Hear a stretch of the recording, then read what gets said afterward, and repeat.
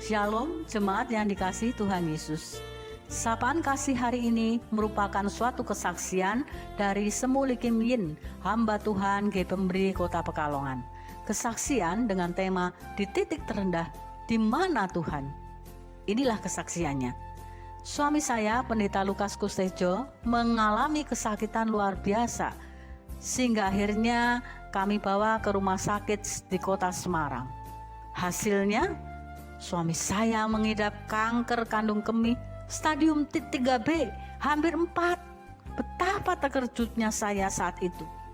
Semua seperti gelap, tidak tahu harus bagaimana. Saya merasa ketakutan yang amat sangat. Bagaimana jika suami saya meninggal? Dan bagaimana menghadapi kehidupan selanjutnya? Saya bersyukur punya anak-anak yang takut akan Tuhan, sehingga kami bersama boleh berdoa, menangis, berseru pada Tuhan. Dan saat itu COVID memang sedang tinggi-tingginya.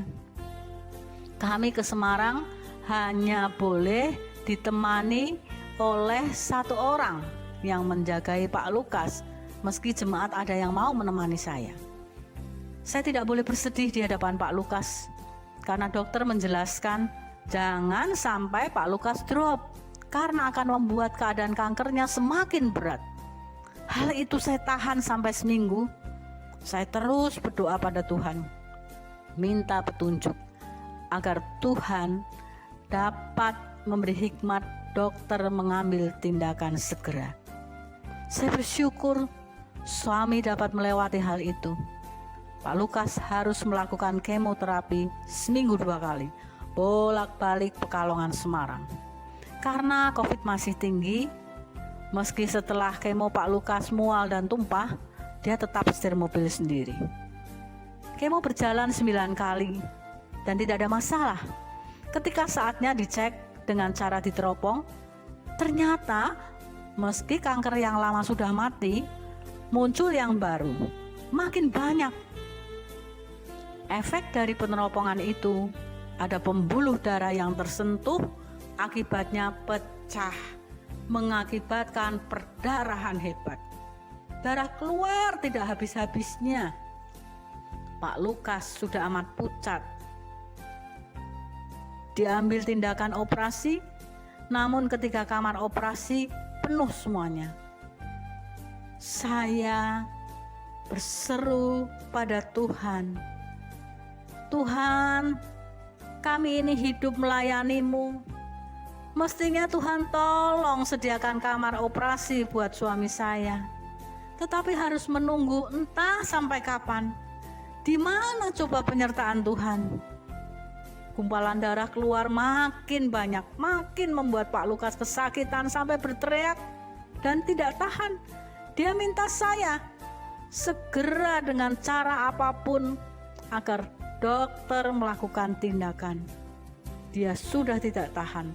Dan Pak Lukas mengatakan jika tidak kuat dia akan lewat dan meninggal. Semua obat anti nyeri sudah tidak berfungsi sepertinya.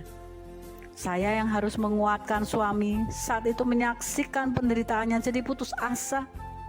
Karena dalam keadaan kritis tidak dapat dilakukan tindakan apa-apa. Saya benar-benar dalam keadaan di titik terendah hidup saya. Saya menangis, lari ke kamar mandi. Di sana saya berlutut, berdoa pada Tuhan. Saya berseru, Tuhan, saya sudah tidak kuat lagi. Saya menyerah. Saya serahkan semua ke dalam tangan-Mu Tuhan. Kepala saya terasa amat pening. 3 hari saya tidak makan dan minum, bahkan tidak tidur. Kemudian saya minta izin ke suami, barang 5 menit mau tidur. Di dekatnya saya tertidur. Tiba-tiba terdengar suara suster membangunkan saya.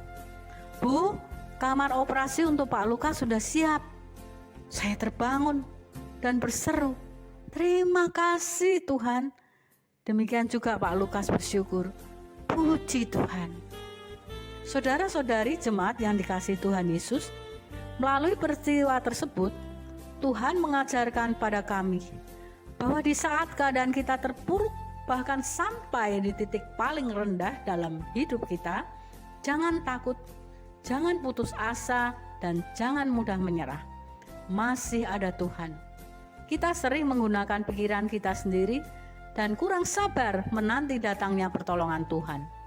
Di titik terendah dalam hidup kita yang gelap seolah tidak ada jalan keluar, ingat, masih ada Tuhan Yesus. Sabar dan kuatlah. Tuhan bertindak bagi kita. Bagian kita percaya dan tidak putus asa. Tuhan Yesus memberkati.